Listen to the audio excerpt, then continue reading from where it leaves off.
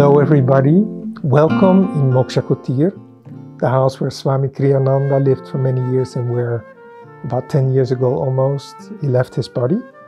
And I am here with Kirtani Stickney, who has for many years been the spiritual director, guide, friend in this wonderful community, Ananda Assisi. So I'm very happy that you can be with us and that we can talk and that we can listen to your experiences. So let's start a little bit with your own history, and then we will go to a community life and everything, and we will expand. So you have been a devotee for many years. Can you tell us something about your first experiences, how you met with Yogananda, Kriya Yoga, and so on? I personally am always inspired by hearing people's stories of how they come to Master, to Yogananda, and to Ananda. So I was in a point of a lot of change in my life. And because of that, I decided to take a year off from my teaching and travel in Europe and then wherever it led me.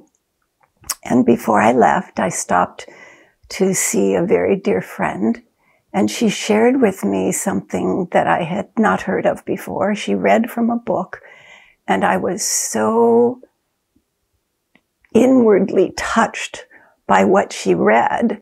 I asked her, what is this book? And it was the autobiography of a yogi. And it was too late for me to do anything about getting the book and taking it with me. So I started off on my journeys, went through Europe, ended up in Greece, maybe? I was in Greece, and it was a place where a lot of young people from all over the world gathered. And I had sent a message to my family if they wanted to send something for Christmas. Could they send something about meditation or this book, Autobiography of a Yogi? They did send a small book on meditation, not the Autobiography of a Yogi, but obviously Yogananda responds to our calls and our prayers. And on Christmas Eve, I met someone. The next day, we had lunch together with a whole group of people on Christmas Day. And he brought with him, it was American, he brought with him from his home in Colorado, 2 books, the Bible and the Autobiography of a Yogi. So I was able to read the book, and I read it straight through for the next 2 or 3 days. That was what I was doing with any time that I had.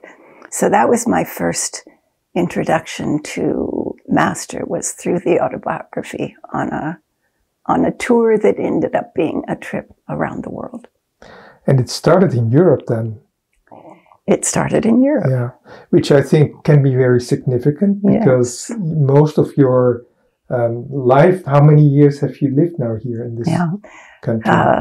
I lived 10 years with Ananda in America, and now it's been over 35 years, I think, here in Italy. So for me, my spiritual home has been here. Interesting. Yes. So can you tell us about the early days here in Europe? I would like to focus as much as possible to share with people the history of this particular community in which you were such an important part. Yes. It started with Swamiji being invited. Swami had connections with people in Italy, with devotees of Master in Italy, because he had been in Europe. So often those people would write and say, when can you come? They wrote and said, can't we have an Ananda community in Europe, in Italy? Because people really need something like the Ananda village in America. And so Swamiji was invited to participate in a One World conference at Findhorn in 1979.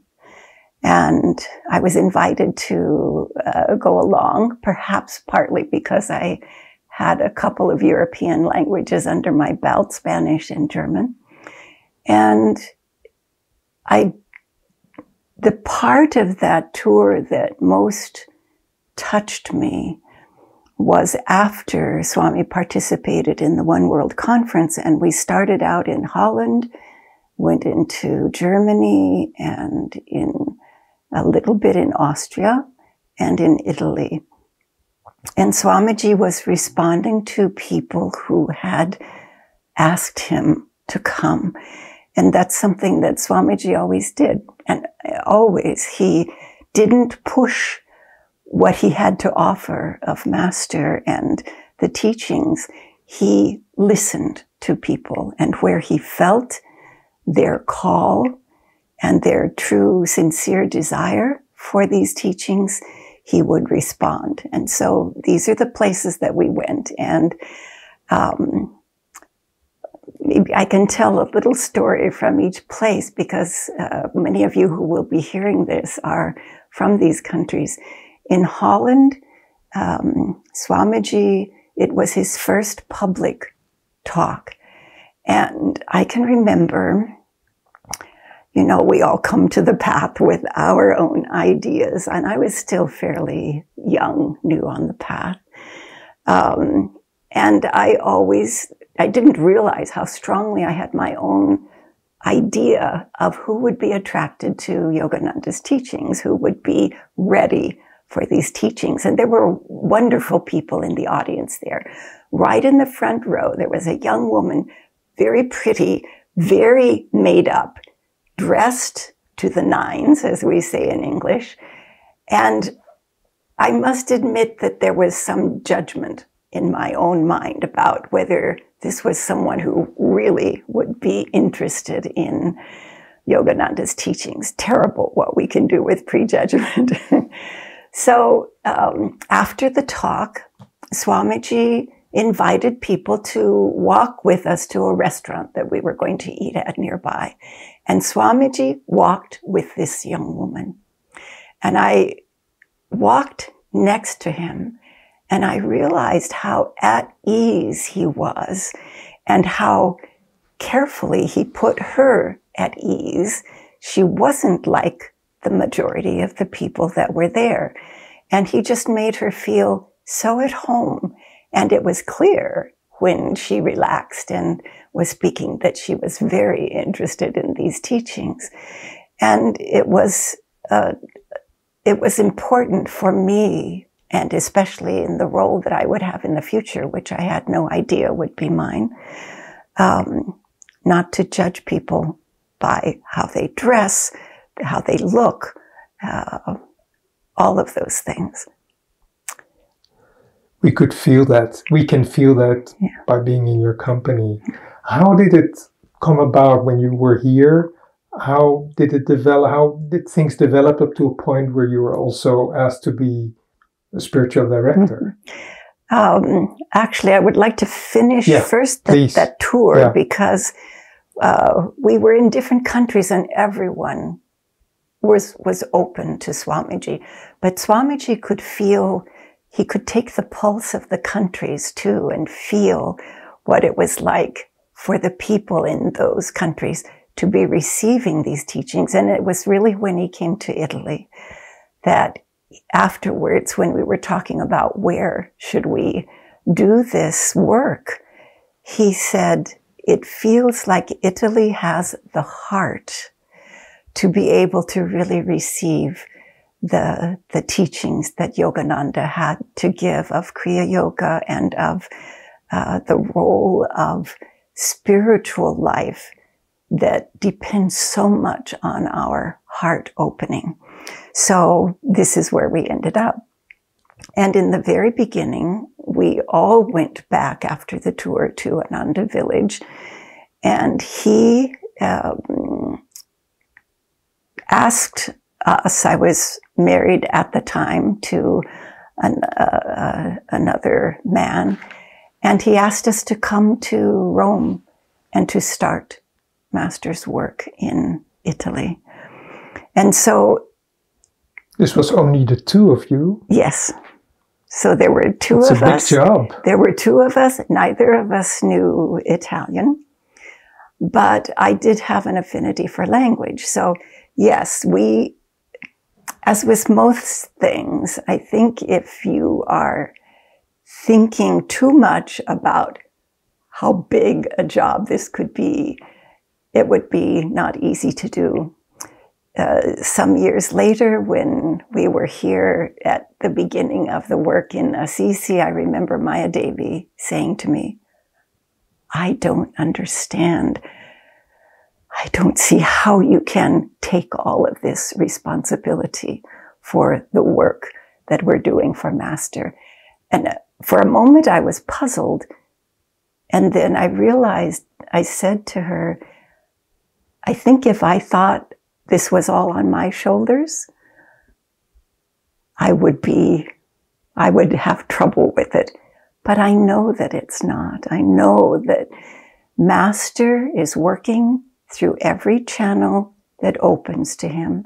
And he is the one who will direct everything, make everything happen in the right way if we are open to his guidance. And that, of course, was the key at all times for the work in Europe.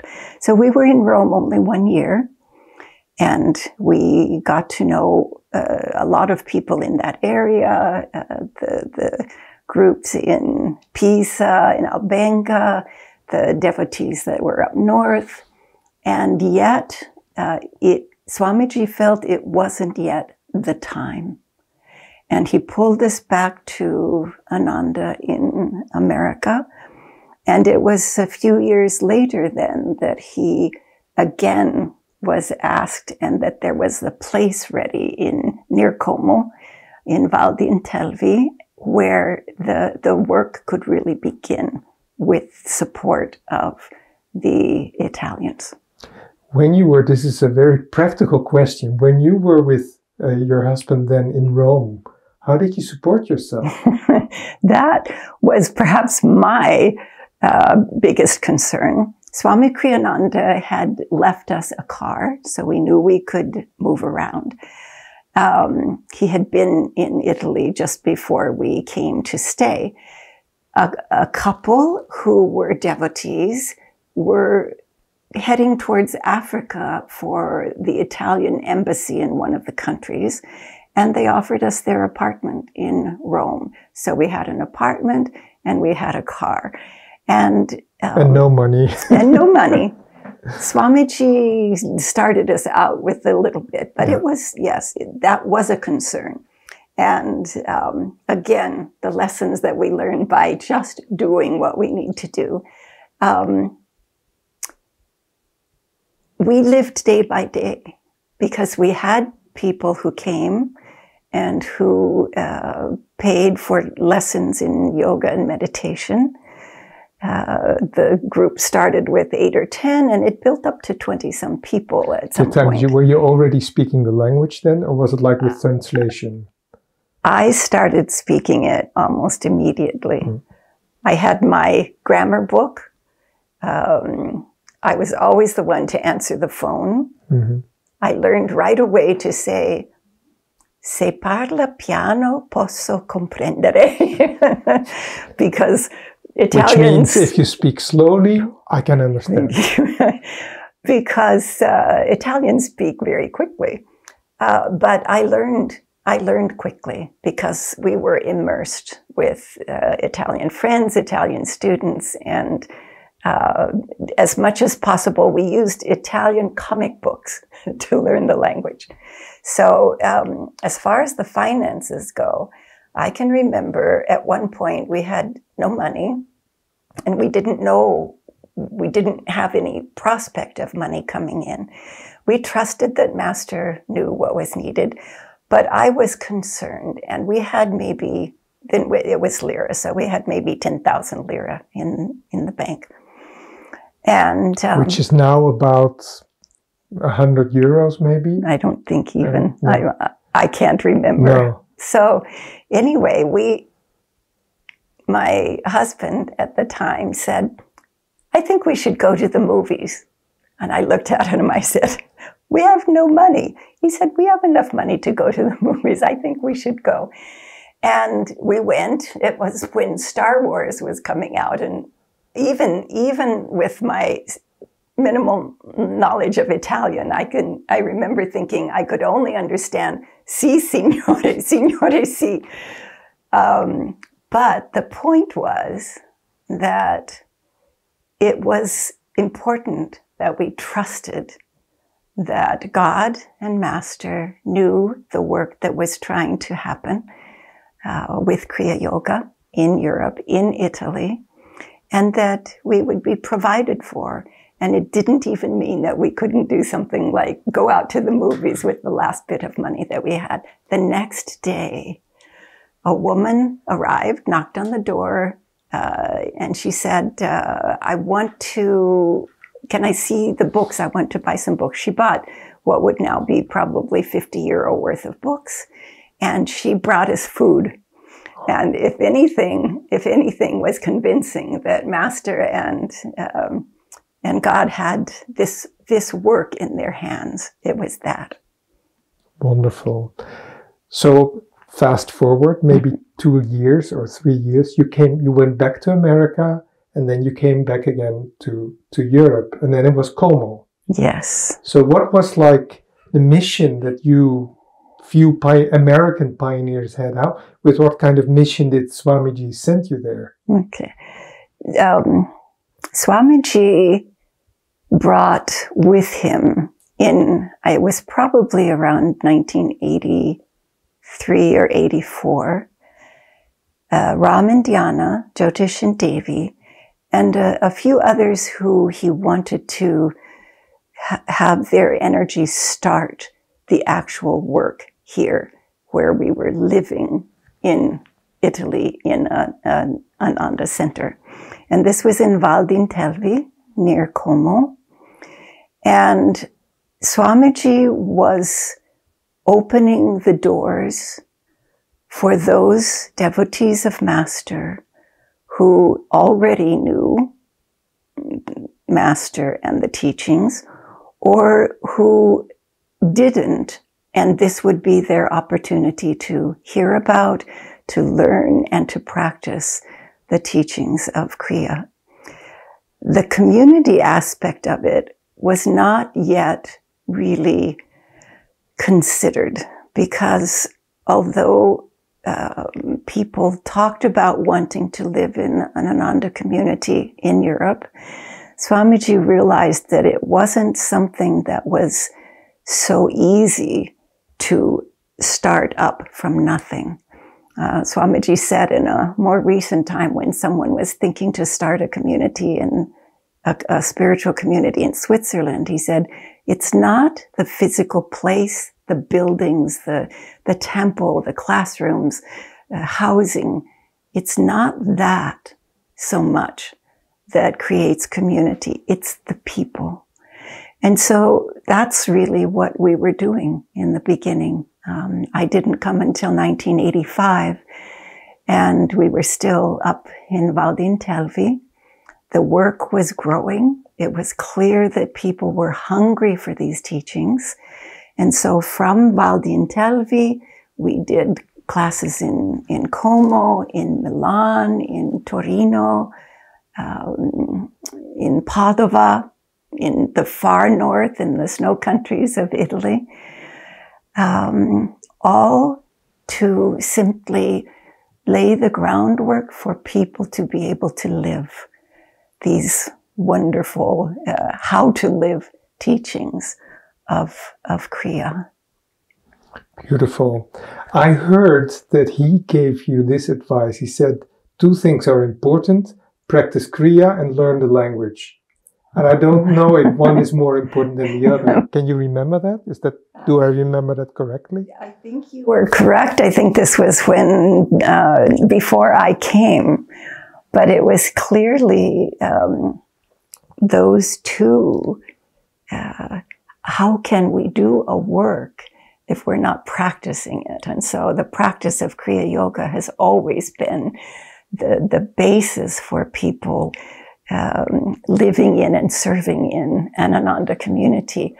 But to do that in Italy without knowing the language would be also not very convincing that we were here to stay. Another thing that Swami said in the beginning, I had the joy of meeting you there for the first time in Como, and I remember he was emphasizing the need to be a little bit courageous. Can you comment on that? Did you need to be courageous, or was it natural? For so many people, just speaking a foreign language takes a lot of courage, because you can speak your own language because you've been doing it from, when you started speaking. But to really speak a language and to teach in a language took a lot of courage. And in the beginning, not every one of our teachers did speak Italian. So we did have some of our local Italian friends translating for us. The other thing that Swamiji told us, which for me was the first indications of him knowing that there would be more than just teaching centers, but also communities in Italy. Because when I was there and he left, what he told us was, let's see if I can get the three of them. He said, meditate together, serve together, and have fun together. So after the basics of Kriya and service, Kriya and the language were these very important aspects of how you create community, how you create spiritual family. And those were the three things that he told us. And often when we get so busy with the things that need to be done and forget about the third one, we remind ourselves, Swami said, have fun together. Beautiful. The conversation seems to focus a lot on pioneering. And I think that's very interesting because, of course, this is also for devotees who are listening maybe in Germany or in Russia or wherever. It can be so difficult to get along together when you're in a group. It can be very challenging. Yeah. For each individual who wants to serve, who wants to be in a meditation group and maybe even community, and then finds it difficult because he doesn't like this person or that person, or what would you say? How do you overcome that? It's not easy for many people. It's not easy. And that's why Swamiji had said that the people are the key to being able to create community, because people have to be willing to sacrifice the ego. I have to say that the most critical aspect that I think makes communities fail is that there is too much ego involvement and not enough of the ability to let go of I think, I know, and listen. So letting go of ego, listening to others, being able to understand that, especially where Ananda is concerned, there's a whole team of avatars that are really present to guide us.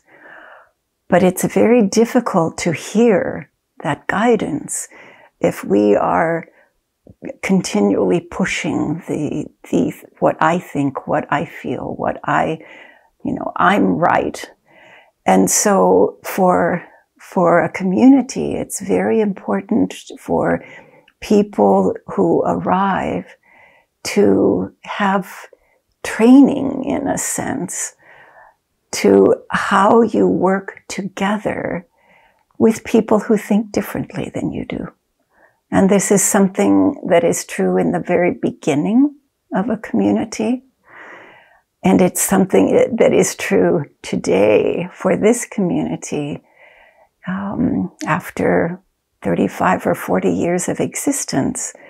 It still is that where the conflict comes in. And yes, there is conflict in a community that has existed for so many years, because none of us are without ego. And so it's so important for us to come to community recognizing in a very real sense, this is my school. You know, I've been through grade school and high school and university, and I've learned through all of those experiences. And in this situation, the community is my school, and I'm still learning. And I will continue to learn, because on the spiritual path, you never stop learning. You know, on the spiritual path, you will always have the next or deeper level of a particular lesson for our spiritual growth, for our ability to keep moving forward on our spiritual path and to reach our goal of oneness, of samadhi. So you've been, like for me, always an example of what you're now saying. Can you share anything where you felt particularly challenged by maybe people criticizing you or challenging you, or like maybe more in the beginning days? And how did you overcome that? Mm-hmm. What immediately comes to mind, and we'll see if other things are added, is when we were first made, when I was first made spiritual director of Ananda Assisi of Ananda Europe, because we had had wonderful people as guides before, Jyotish and Devi in Como with Ram and Dhyana here, Prahlad in the years right before I became the spiritual director. And everyone who is part of Ananda, we're all different. And so each individual in the community is different. Each one who has guided this community is different. And so my way was very different, for instance, than Dhyana. And so I would hear from different people, but that's not how Dhyana did it, but Dhyana did this. And in the beginning, there was a little bit of reaction, you know, I'm not that other person, but it helped me to understand that there are always going to be those who don't see eye to eye with what you are trying to present. Even Swamiji has had these difficulties during his life in guiding Ananda. And so the important thing is, in fact, the yogic saying of don't react, you know, but to take in really listen, take in what the other person is saying, so that you can meditate on it, think about it. Swamiji would say, I listen to what someone says and I take from it the things that I need to learn.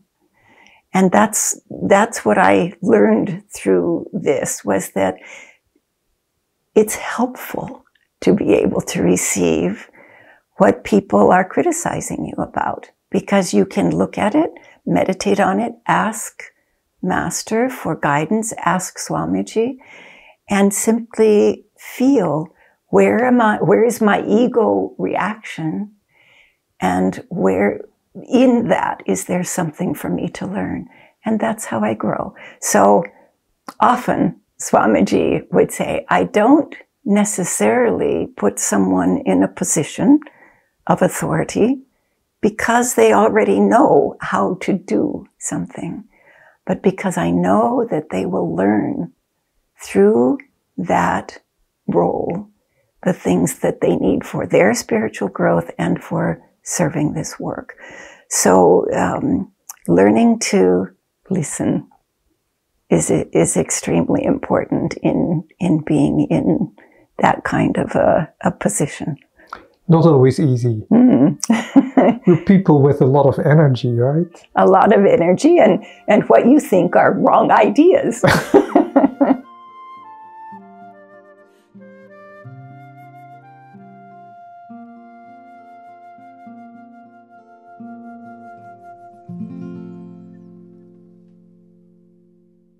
Welcome to the second part of the interview with Nayaswami Kirtani, spiritual director of Ananda Assisi and of Ananda Europe. So, in the first part, we talked about the advice that Swami gave to you group of pioneers when you came to Europe. He said, meditate together, serve together, and have fun together. So I wanted to ask you something. Why is it so important for devotees on this path to meditate together? Actually, Paramahansa Yogananda talked a lot about this when he was still in the body. Because for a group that is trying to serve God and trying to bring more light into this world, there is a strength that comes and a magnetism that is created by going deep within to that part of ourselves that is the highest and can best share the light, the joy, the bliss of God and God's love. So meditating together, we are doing more than working with an outward energy. We're going deep within and in the container of our essence. And when we can meditate together, we have a stronger presence for ourselves and for everyone in the group. And sometimes people think, but I don't meditate that deeply, or I might disturb others, or the other side of that is, when I'm meditating, I don't like to have other energies or noises happening. But there is a lot of time that we can meditate on our own, and usually meditating together. For us in our community, we try to meditate together every day. COVID has had an effect on that, but it's still what we aim for. And still people have their opportunity to meditate also alone at home. In your individual situations, in your cities, in your homes, you don't have that many opportunities to come together and meditate. So we really recommend that if you don't have a group, you find others to meditate with. And if you do, that you do join together and meditate together. During this time of COVID, our meditations together have often been online. And one would think that that's less magnetic, that it has gives us less energy to both give and to receive, but it's not true at all. So when you join with Ananda, other groups online meditating together, that also does a great service to the world for God and the masters to be able to manifest their light and their love on this planet. In fact, I've seen that often when we have these European group meditations or with the Sangha that you join us. Oh yes. For me, it's also very important because we have such a big spiritual family, and that family is in America and in all of Europe and in the Far East and in India. And for us to connect even by internet, I personally find it very, very helpful to see people even in a little square on the Zoom shot, to see them in their homes. And so, yes, I find it very important to be able to join in those meditations. So for those who are maybe new to this path, one of our strongest ingredients, you might say, is Kriya Yoga. And you were also, I remember, the first Kriya Charya, that is to say, the person who could give Kriya in Europe. So can you say something about the role of Kriya Yoga in this community or in general in community life, in an Ananda community? Yeah. Well, Ananda communities are based on the most important stable base of our community and our life together are our spiritual practices. And Yogananda brought Kriya to the West. He was sent here by Babaji and his guru, Sri Yukteswar, to bring the practice of Kriya Yoga to the West. And the reason that's so important is that it is the most practical and inspiring and uplifting way that we can be in touch with that higher self within us, and that we can progress toward our complete freedom and oneness in God. And so for those especially who are living in an Ananda community or thinking of forming an Ananda community, it's very important to have this practice of Kriya, which the Kriya Yoga is a path, and then there's the Kriya technique, and all of those practices help us to be strong in our contact with what Yogananda came to the West to give us, which is the practices that will bring us inner communion with God. So we are covering now the fact of meditating together and doing Kriya together. Would you also recommend it to couples who are on the same path to meditate together regularly?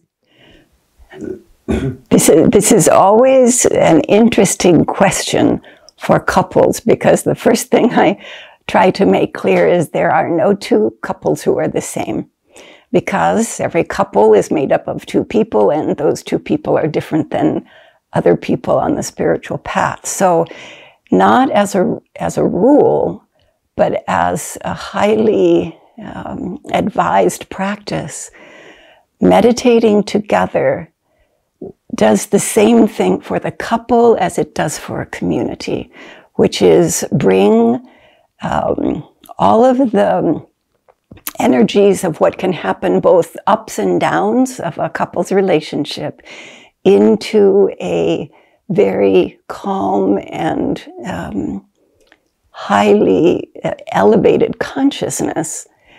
And in that consciousness, your relationship expands and grows and becomes more of what it is meant to be in order to bring you both closer to God. So yes, it's very helpful, but I also usually add the tag that it's also very important for each person in the couple to have his or her own inner relationship with God that doesn't depend on, so it doesn't become a dependency, that you're very capable of meditating and going deep and finding God on your own, which of course we have to do.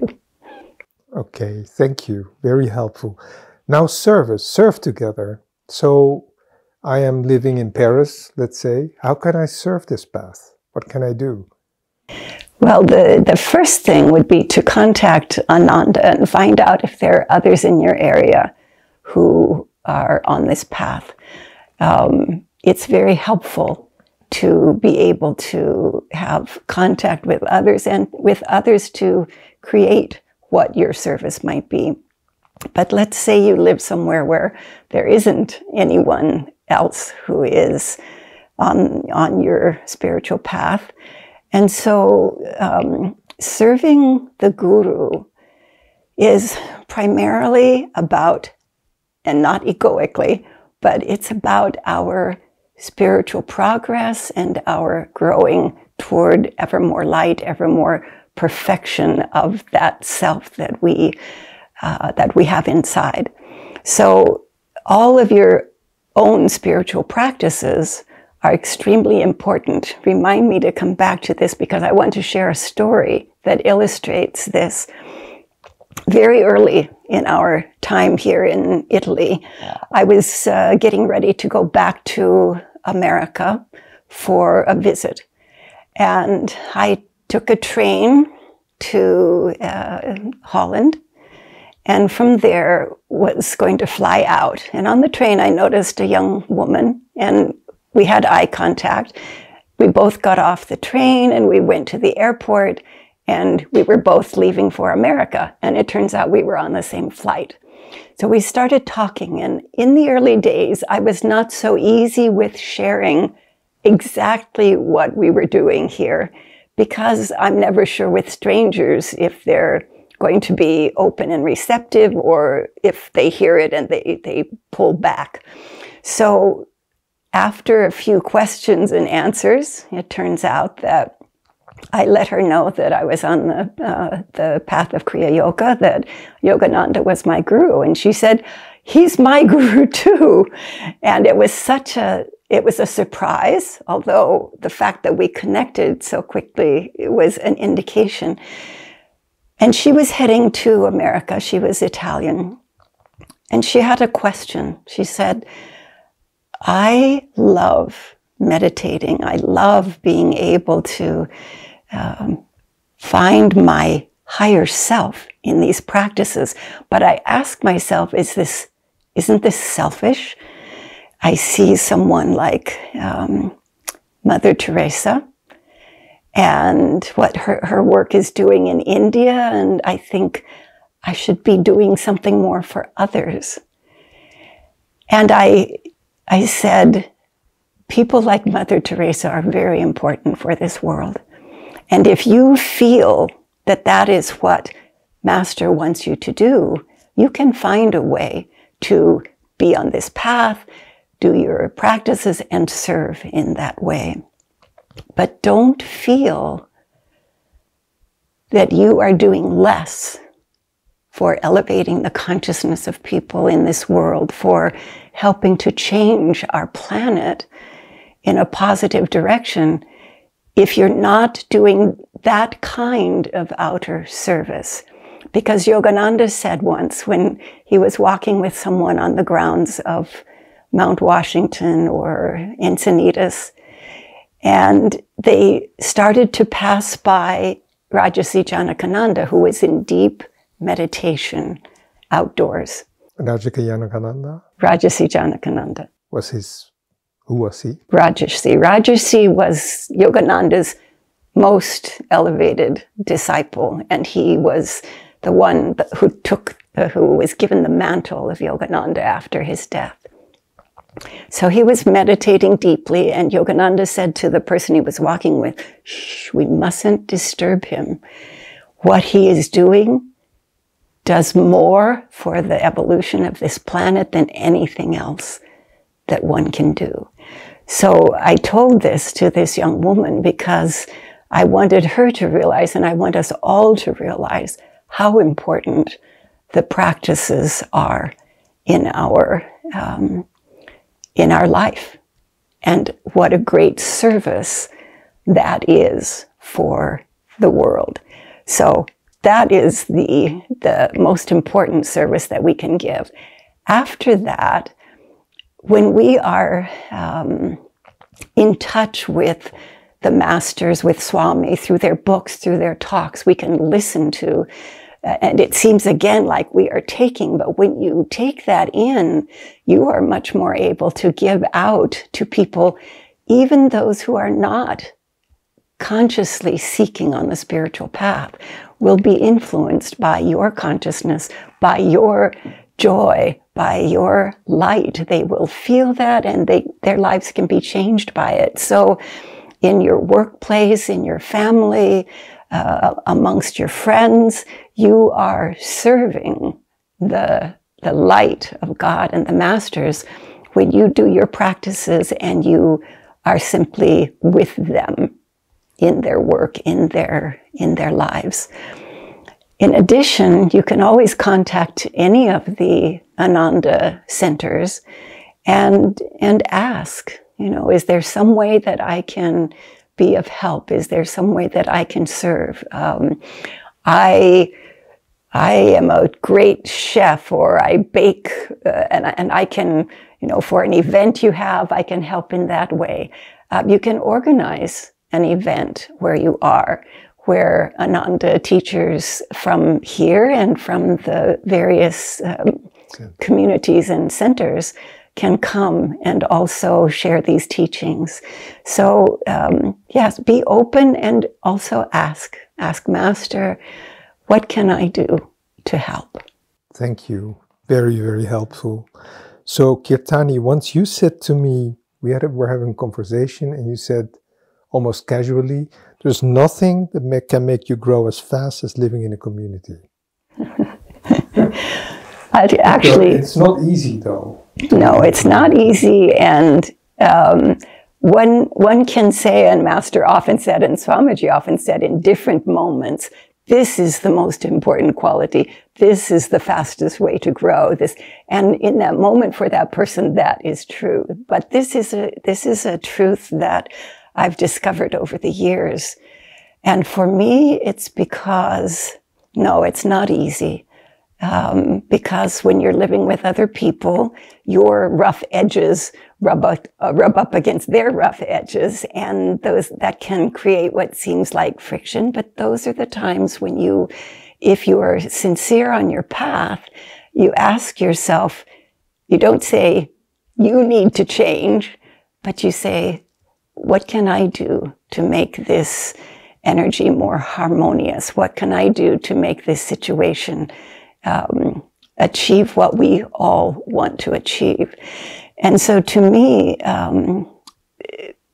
being in a community like Ananda or any that have a true spiritual teaching as the base, it's like having not just the mirror that you see in the morning when you go to the bathroom, but you have 50 or 100 mirrors to your consciousness, to your actions in that consciousness, to your words. If you say something and there's a reaction back, it gives you the opportunity to reflect on what you said and how you said it.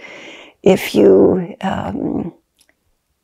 are in a difficult situation, there are many others in your community who may have been in that situation or who see you in that situation and are able to mirror back to you what is happening and help you with how to learn from it and how to grow from it. So for me, the reason that it's the fastest way to grow is simply that you have so many opportunities from others who are consciously seeking God to have reflected back to you what your lessons are in any particular moment. And this same maybe also can be said about meditation groups, people Absolutely. Who have smaller community life. Yes, the same is true if you are coming together with a group in any way, that group is helpful to you to be able to have that reflection back as to what you are going through and what are your lessons in that particular moment. And then for that group to become really like a spiritual family, because that's what your husband Anand said in his interview. He said, first you want to make sure that you create a sense of family so that people spontaneously want to give to the harmony. How do you do that? How do you turn a meditation group to develop this sense of spiritual belonging, let's say? I think one of the most important attitudes to have as a group and as individuals in a meditation group is one of inclusiveness. It's very easy when people first come to your group to make judgments by what they say, how they look, what they do. And it takes time, as a nuclear family grows from the time the couple comes together, the children are born, and then their energy develops together. And it takes years for that to happen. And it's something for everyone who is trying to form a community to remember. Give every individual who comes the opportunity to have the time and the support and the encouragement to become their best self. Because every single person, especially if they come to a spiritual group, is looking for something that will help them to be like that, to be more in their higher self. And we want to, as channels for the gurus, for God, for Divine Mother, to give as much of love and understanding and compassion and giving time and space for people. This can be in a couple, in a meditation group, in a community, and in our world, to have that kind of unconditional compassion and understanding and love that God and Guru have for each one of us. Thank you. So your name Kirtani has to do with music. Can you explain and can you say how important is music on this path? Now, Kirtani comes from Kirtan, and most of you, probably a good number of you, have participated in Kirtan. The name means devoted to singing to God, to singing God's name. Did Swami give you the name? He did give me the name, and he had the name for me before I was ready to receive the name. And because I wanted to really know that it was coming from my soul wanting to have a spiritual name, and not just because it was the thing to do in a spiritual community. And I wanted to know that because the spiritual name is what people then call you and then identify you with. And you want it to be something that is reflecting, in a way, your highest goal. So, kirtan and music, yes. For me, it was one of the first things that I really tuned into from Ananda people. The singing group I heard for the first time when I went to hear Swami speak, I could feel my energy rising with the music, which was Swami's music, and of course has a very high vibration and message. So to chant the cosmic chants by Yogananda, the cosmic chants are the name that Yogananda gave to his chants, which he would sing until he had a response from the divine in that chanting. So he felt God's presence, Divine Mother's presence in the chanting. And when we sing those chants, we can, if we're singing with consciousness, with our whole self, we can feel that same elevation of consciousness. And so for the chanting is more getting into the devotional side and being ready for meditation, because as Master said, chanting is half the battle, and that means that it helps your mind to let go of all of the disturbances and to be able to focus in meditation. Swami's music was really important for me, mostly because of the message that every song of his carries in terms of our life, brothers, how we can live together in the world as brothers. What is love? What is it really to love with God's love and channel that love? Swami's music, he said, if you want to know me, listen to my music. And knowing Swamiji is part of what helps us attune to Master and to God in his music. Thank you. So we have 5 more minutes. I have one question. The last question will be about how you see the future of Ananda.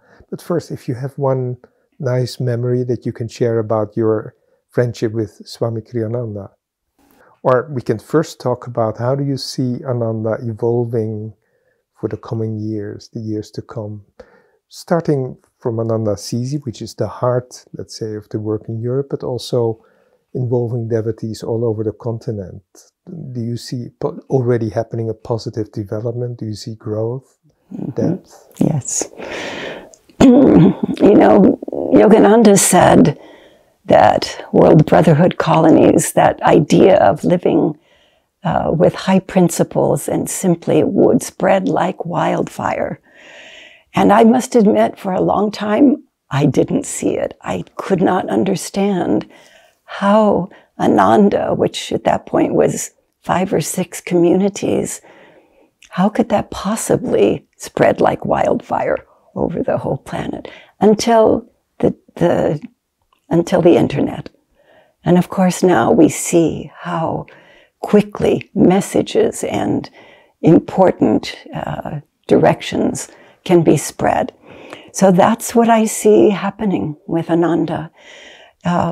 We started in Italy we started in Europe, in Italy, and people were coming from many different countries, and they would go back, and they have started meditation groups, and those meditation groups have become strong centers of energy for those countries. Holland, England, France is newer, Spain, Russia. Croatia, Russia, Serbia, Bulgaria, Serbia, all of these countries, and there may be more, have strong meditation groups. And it's from that the people are magnetized for forming communities, Ananda communities. And in Italy, it's very inspiring to see that happening in the south, in the north, to see that in Spain, to see it happening in Russia. They've bought land. In Holland, they've had several attempts. We know that at some point that's going to solidify. In England, I know that you are readying yourselves to be able to create community. And this is, it's important for the world because the communities give an example to people, not just of singles, but of groups of people who are able to change themselves and are able to live in a different way for a world that in the future is going to be very different. Many people may say, looking at you, and you know, you had Swami to do all this, we have you to do all this. How about us? How can we? It's difficult, you know, when you don't have that person there who is training you every day. What would you say? Asha asked me once, before we really had this center in Italy going, in America, she said, I know Swamiji isn't going to live together. What are we going to do when Swamiji isn't with us? And it wasn't my thought. It just came, Asha, we have to become Swamiji. And Darshan, you just said you, referring to me, but it doesn't end here.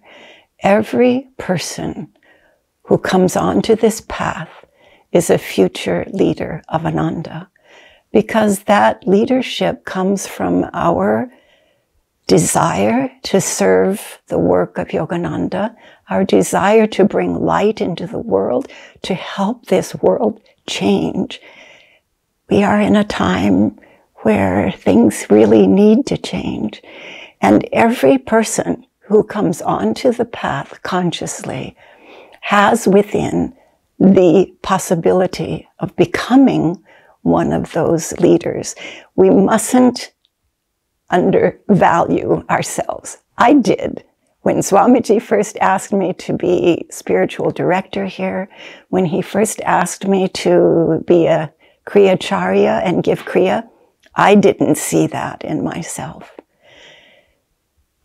But Master knows who is sincere, who has a desire and, I have to say, lack of ego to be able to let the light and the love of God come through.